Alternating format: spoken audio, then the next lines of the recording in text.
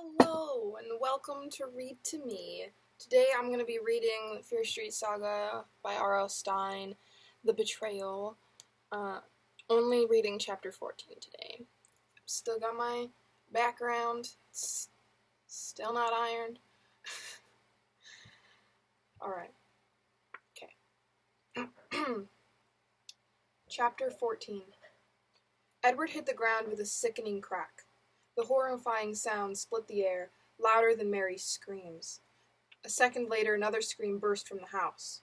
Matthew came hurrying from the tool house at the end of the garden, followed by Benjamin, hobbling as fast as he could with his walking stick. Rebecca was the first from the house, with Constance right behind her. Mary, her hands pressed against her face, hurried to Edward, diving beside him on the dark ground. "Edward?"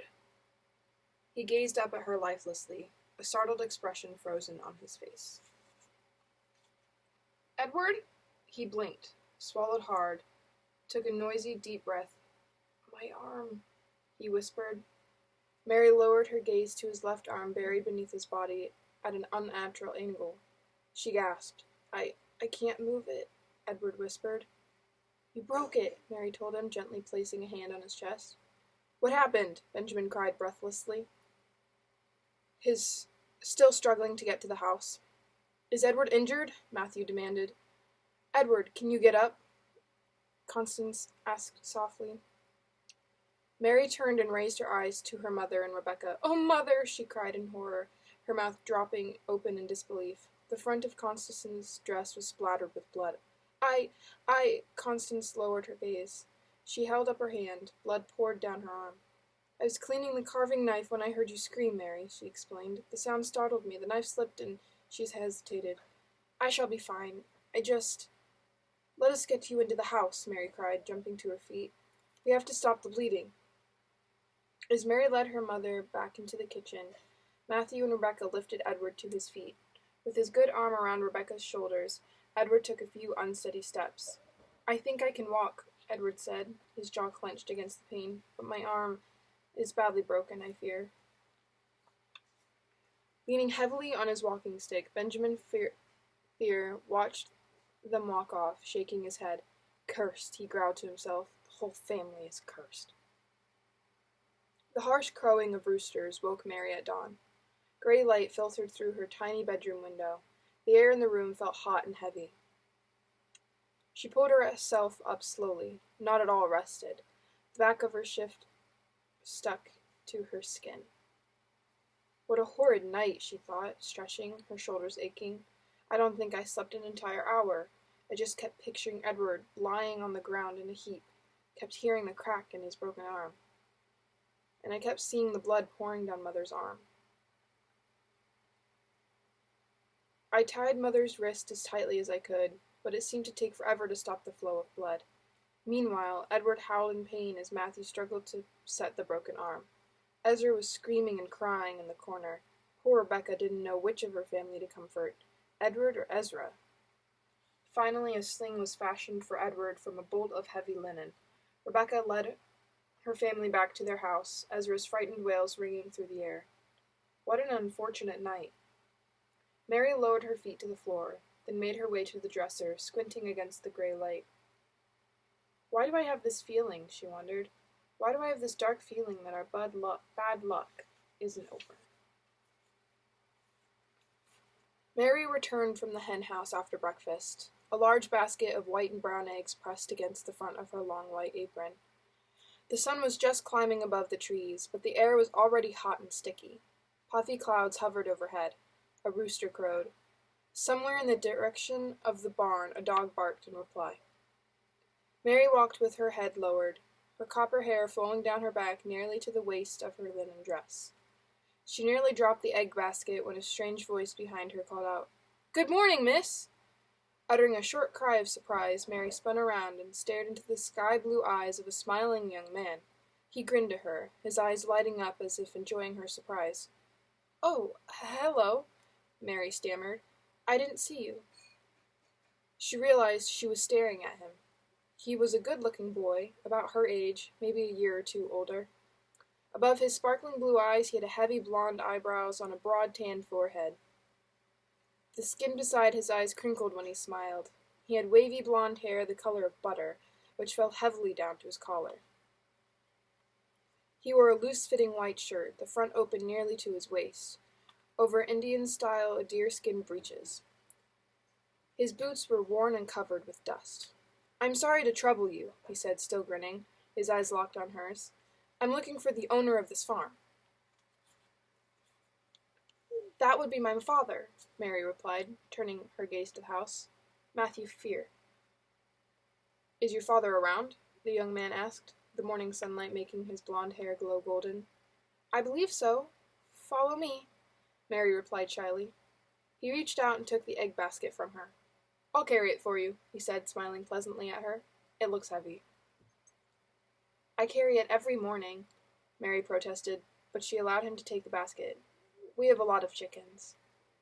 "It's a very big farm," the boy said, gesturing to the far pasture with his free hand. His boots crunched loudly over the hard ground. "My father and I settled here recently. We live in a small cabin outside the village. I don't think I've ever seen a farm this big." Mary smiled awkwardly. "My father and uncle came here before I was born. The farm has been growing ever since." "What is your name, miss?" the boy asked boldly, his blue eyes flashing. Before Mary could answer, Matthew appeared, lumbering out the back door. His flannel shirt hung loosely over his big belly. His knee breeches had a stain on one knee. Matthew yawned loudly and stretched his hands over his head. Then he noticed the young man holding the egg basket beside Mary. "Oh," Matthew said, furrowing his brow and clearing his throat. "And who might you be?" Matthew's brusqueness didn't seem to bother the young man. "Good morning," he said with a confident smile. "My name is Jeremy Thorne, sir." "And what might your business be, Jeremy Thorne?" Matthew asked. "Has Mary hired you to be her egg carrier?" Jeremy laughed, even though Matthew's remark wasn't terribly funny. "No, sir," he replied cheerfully, "but I have come to your farm in search of work." Matthew Fier stared rather unpleasantly at Jeremy. "I regret to say I'm not looking for farm help right now," he told Jeremy. "If you would kindly—" Matthew was interrupted by Edward, perspiring from his walk across the pasture from his house. "Wait a moment, Uncle Matthew!" Edward cried. He raised his free hand to halt the conversation. Startled, Matthew turned to his nephew. "Good morning, nephew. Does the arm give much pain this morning?" "Enough," Edward replied dryly, glancing at his arm suspended in the sling. "I overheard your conversation with this young man, Uncle Matthew. I believe we do need an extra hand." He gestured to his heavy sling. "You have lost my services for a while," Edward continued. "I believe this boy's timing is perfect. He can take some of my tasks until my arm is healed." Matthew rubbed his chins thoughtfully. His eyes trained on Jeremy. "Maybe," he muttered reluctantly. "Where do you come from, boy?"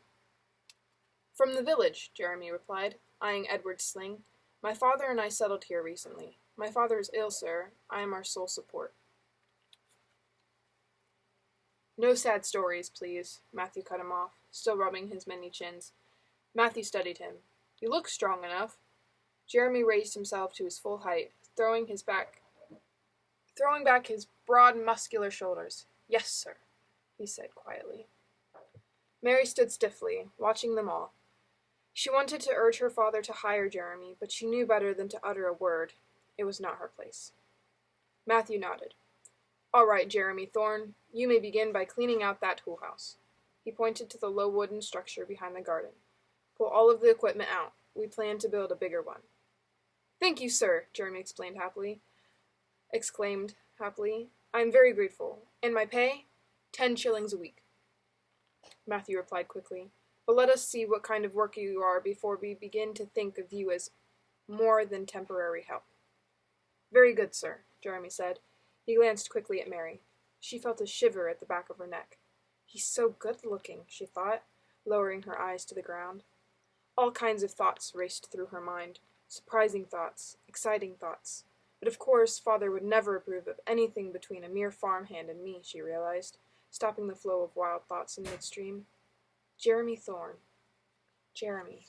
Jeremy. Jeremy. She couldn't stop his name from repeating in her mind. Her heart pounding, Mary took the egg basket from Jeremy and hurried to the house. The talk at lunch was of the dreadful mishaps of the night before. Poor Edward, poor Constance. They all lowered their heads in prayer before starting their soup. Mary couldn't stop thinking about Jeremy. All morning long, as she'd done her many kitchen chores, she had sneak peeks at him from the door. She saw that he was proving to be as hard a worker as he had claimed. At the back of the garden, she could see the pile of tools and heavy equipment he had dragged out of the tool house. She watched him working alone back there, lowering his head to enter the structure, then appearing again with another handful of items. "Mary, what are you daydreaming about?" her mother demanded, breaking into Mary's thoughts after lunch as they began washing the dishes. "Nothing at all, really," Mary lied, blushing. "You barely said a word at lunch. I watched you," Constance said. "You hardly touched your soup." "I wasn't hungry, I guess, Mother," Mary replied dreamily. "Please stop gazing out into the garden and help me with the dishes," Constance ordered. "You see I have only one hand." "Go rest, Mother," Mary insisted. "I will clean the dishes by myself." After the dishes were washed and put away, Mary picked up a basket and headed out to the garden to pick vegetables for the evening meal. The sun blazed down. Mary could see waves of heat rising off the near pasture. As she bent to pull up some turnips, a movement at the back of the garden caught her eye. Jeremy was emerging, drenched with sweat, pulling out several heavy iron hoes and rakes. On an impulse, Mary dropped her vegetable basket to the dirt and hurried to the well at the side of the house. A few seconds later, she was standing in front of Jeremy, a tall pewter mug of cold well water in her hands. "Here," she said, thrusting the mug at him. "I thought you might be thirsty."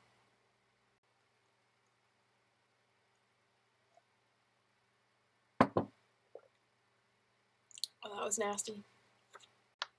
He smiled at her, breathing hard. His blond hair was matted flat to his forehead. He had removed his shirt, and his smooth, muscular chest glistened with sweat. "You're very kind, Miss Fier," he said. He raised the mug to his lips and, keeping his blue eyes on her, thirstily gulped several mouthfuls. Then he tilted the mug over his head and dumped the rest on his hair. It poured over his hair and face and onto his tanned shoulders. They both laughed. "You may call me Mary," she told him shyly, feeling her cheeks redden. "You're a very hard worker," she added quickly. Her remark seemed to please him. I believe in doing a job well," he replied seriously.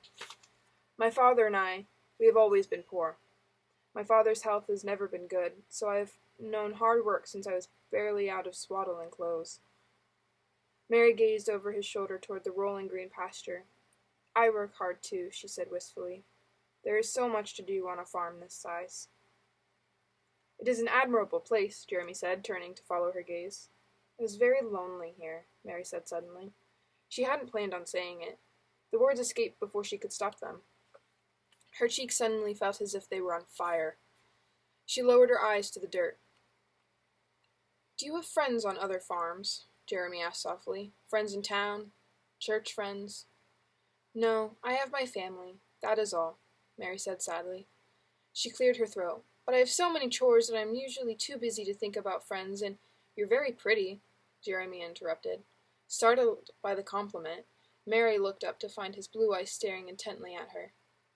"I like your hair," he said softly. "It is the color of the sunset." "Thank you, Jeremy," Mary replied awkwardly. He took a step toward her, his eyes locked on hers. "What is he doing?" Mary asked herself, feeling her heart start to pound. "Why is he staring at me like that? Is he trying to frighten me?" "No, he's going to kiss me," Mary realized. She started to take a step back, to move away, but she stopped. "He's going to kiss me, and I want him to." "Mary!" A voice behind her made her cry out. She turned to see Rebecca running through the garden, waving to her wildly with both arms, her white apron flapping at the front of her dress as she ran. Jeremy thrust the mug back at Mary, then turned and headed quickly toward the tool house. "Rebecca, what is the matter?" Mary demanded, gripping the empty pewter mug with both hands. "Have you seen Matthew? Edward? Where are they?" Rebecca cried, her features twisted in fear. "Rebecca, what is the matter?" Mary repeated. Come quickly, Mary, Rebecca insisted, grabbing Mary's arm. Please, come. Something horrible has happened. That is the end of chapter 14. I hope you enjoyed. If you did, leave a like down below. Leave a comment if you have any comments, like suggestions or grammatical corrections or any advice or anything. That'd be really appreciated. And follow me if you liked it and you want to get more content. There's a playlist of the rest of the series and a playlist of my other book that I'm reading, which is Ender's Game. And yeah, so follow and hit the bell for updates. I'm trying to get back into the habit of updating every day, but it's been a while. So, yeah. Thanks. Bye.